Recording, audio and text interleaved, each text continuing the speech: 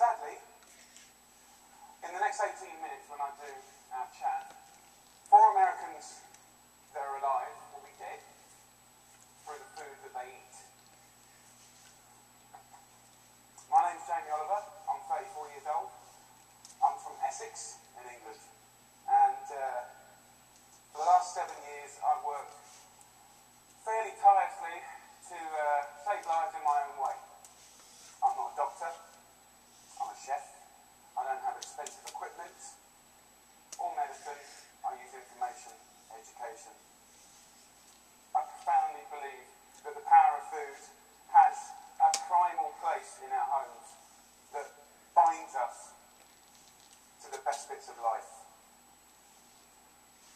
We have an awful, awful reality right now. America, you're at the top of your game. This is one of the most unhealthy countries in the world. Can I please just see a raise of hands for how many of you have children in this room today? Please put your hands up. Aunties, uncles, you can continue to put your hands up. Aunties and uncles as well? Most of you. Okay. We, the adults of the last 4 generations, have blessed our children with the destiny of a shorter lifespan than their own parents. Your child will live a life 10 years younger than you because of the landscape of food that we've built around them. 2/3 of this room today in America are statistically overweight or obese. You lot, you're alright, but we'll get you eventually, don't worry. Right? The statistics of bad health are clear, very clear. We spend our lives being paranoid about death, murder, homicide, you name it, it's on the front page of every paper, CNN. Look at homicide at the bottom, for God's sake. Right?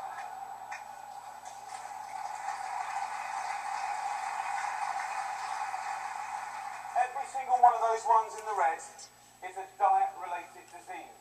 Any doctor, any specialist will tell you that. It's fact. Diet-related disease is the biggest killer in the United States right now, here today. This is a global problem. It's a catastrophe. It's sweeping the world. England is right behind you, as usual.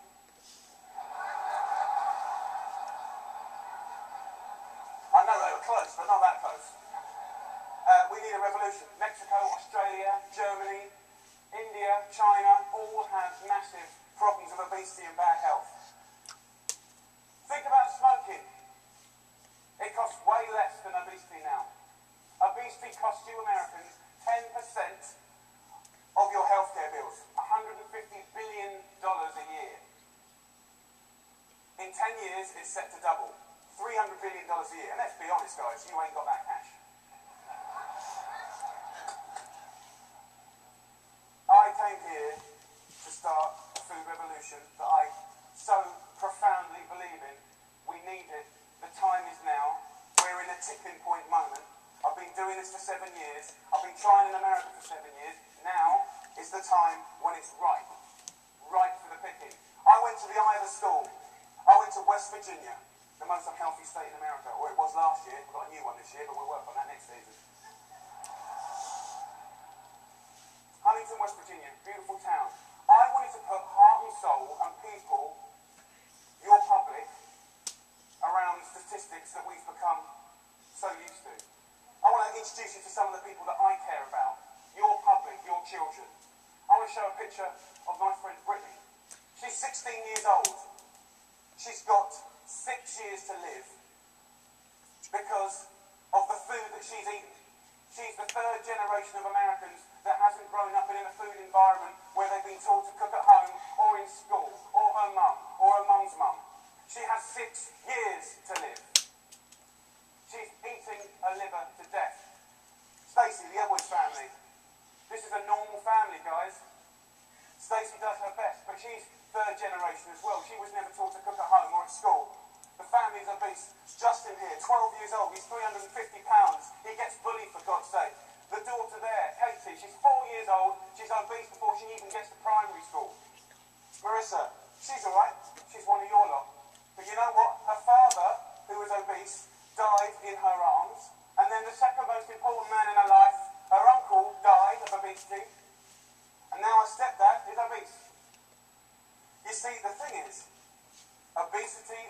food-related disease doesn't just hurt the people that have it, it's all of their friends, families, brothers, sisters.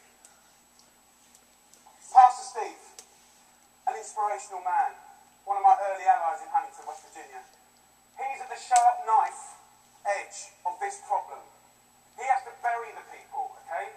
And he's fed up with it. He's fed up with burying his friends, his family, his community. Come winter, 3 times as many people die. He's sick of it. This is preventable disease, waste of life. By the way, this is what they get buried in. We're not geared up to do this. Can't even get them out the door, and I'm being serious. Can't even get them there, forklift. Okay, I see it as a triangle, okay? This is our landscape of food. I need you to understand it. You've probably heard all this before, but let's just go back over it. Over the last 30 years, what's happened that's ripped the heart out of this country? Let's be frank and honest. Well, modern day life. Let's start with the main street. Fast food has taken over the whole country, we know that. The big brands are some of the most important powers, powerful powers in this country. Supermarkets as well. Big companies. Big companies. 30 years ago, most of the food was largely local and largely fresh. Now, it's largely processed and full of all sorts of additives, extra ingredients, and you know the rest of the story.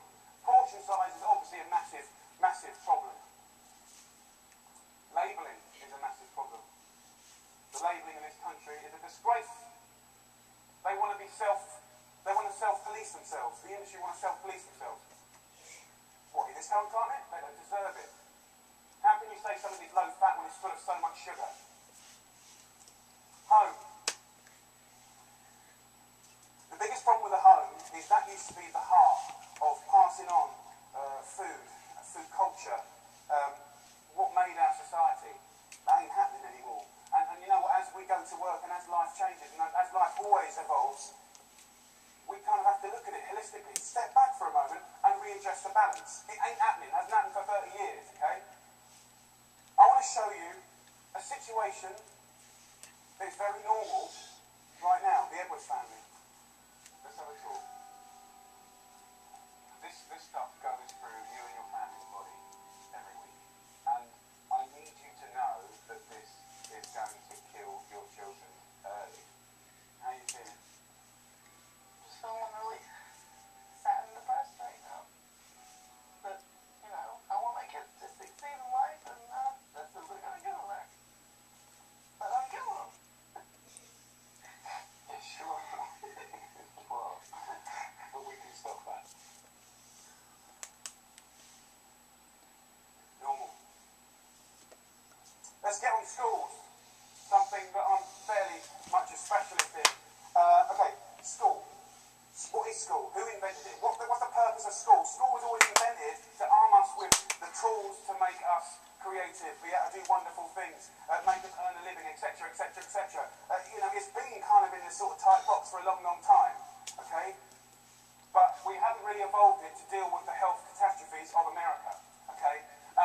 School food is something that most kids, 31 million a day actually, have twice a day, more than often, breakfast and lunch, 180 days of the year. So you could say that school food is quite important really, judging the circumstances.